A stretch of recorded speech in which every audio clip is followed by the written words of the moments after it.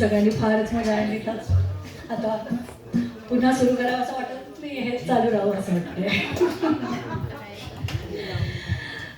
आता आपण जाणार आहोत कवी सुरेश भटांकडे. सुरेश भट खरं तर गझल गीतकार सुरेश भट.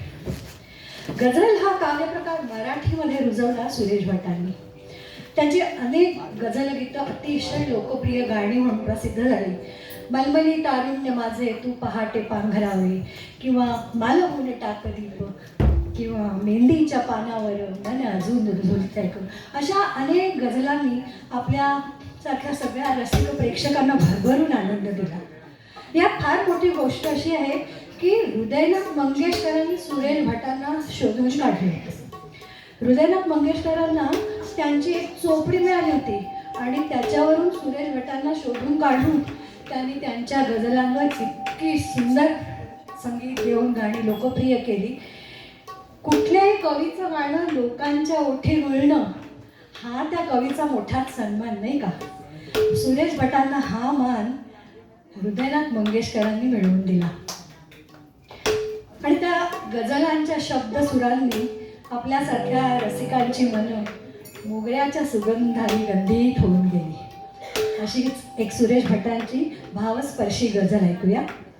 केव्हा तरी पहाटे उलटून रात गेली, मिटले चुकून डोळे हरवून रात गेली. निवडुंग चित्रपटात हे गाणं नंतर घेतलं गेलं. मूळ गाणं आशाबाई गायलं होतं. सादर करतील डॉक्टर लीना कारखानीस.